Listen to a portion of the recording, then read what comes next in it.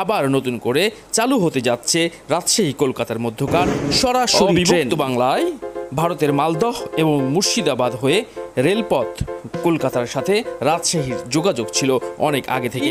চাঁপাইনবাবগঞ্জের রহনপুর সীমান্ত দিয়ে ভারতের সিঙ্গাবাদ, মালদহ, ফারাক্কা, কাটোয়া, খাগড়াঘাট হয়ে কলকাতার হাওড়া রেল স্টেশনে পৌঁছানোর রুট হতে পারে।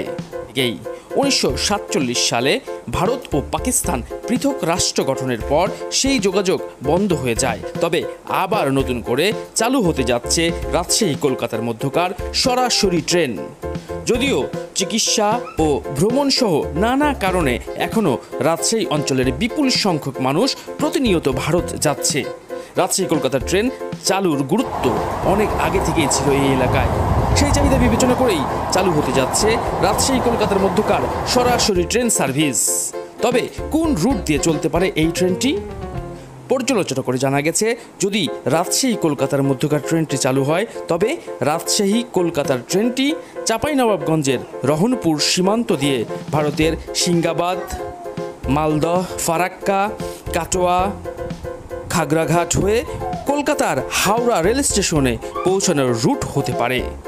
এ রুটে কলকাতা যেতে 425 কিলোমিটারের পথের দূরত্ব অতিক্রম করতে হবে।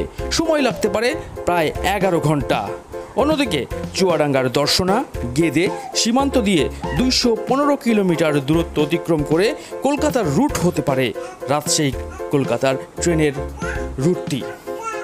এতে সময় লাগবে প্রায় 5.5 ঘন্টা। তবে এখনও ট্রেনের রুট ঠিক হয়নি। এ নিয়ে দুদেশের রেল কর্মকর্তারা বসে সিদ্ধান্ত গ্রহণ করবেন খুব শীঘ্রই। দীর্ঘ 77 বছর অপেক্ষার পর রাজশাহী ও কলকাতার মধ্যে পুনরায় ট্রেন সার্ভিস চালু হতে যাচ্ছে। গত 22 জুন বাংলাদেশ ও ভারতের প্রধানমন্ত্রীর বৈঠক শেষে এ ঘোষণা দেওয়া হয়। দিল্লিতে অনুষ্ঠিত এ বৈঠকে বাংলাদেশের প্রধানমন্ত্রী শেখ হাসিনা ও ভারতের প্রধানমন্ত্রী নরেন্দ্র মোদী অংশ নেন। এছাড়া বৈঠক শেষে রাজশাহী ও কলকাতার মধ্যকার ট্রেন চালু সহ 13টি ঘোষণা দেওয়া হয়।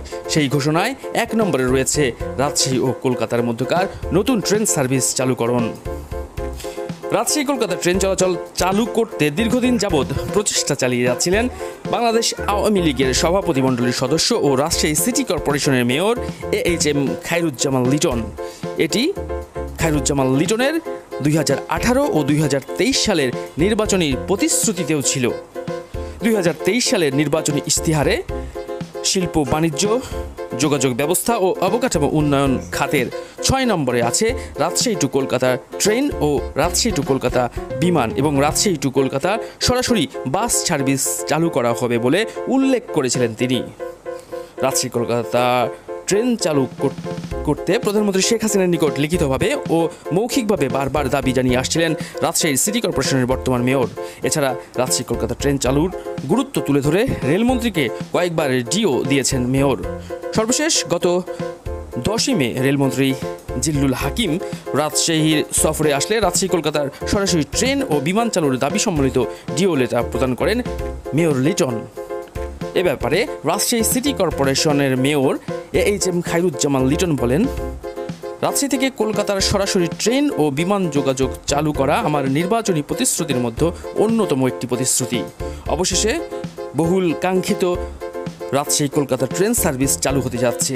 এই ট্রেন সার্ভিস চালু হলে রাজশাহী তথা উত্তরাঞ্চলের মানুষরা ব্যাপকভাবে উপকৃত হবেন। বিশেষ করে যারা চিকিৎসা নিতে ভারতে যান সেই রোগী এবং তার স্বজনরাও। নতুন করে এই ট্রেন সার্ভিস চালুর মাধ্যমে উভয় দেশের মধ্যে যোগাযোগ আরও সুদৃঢ় হবে।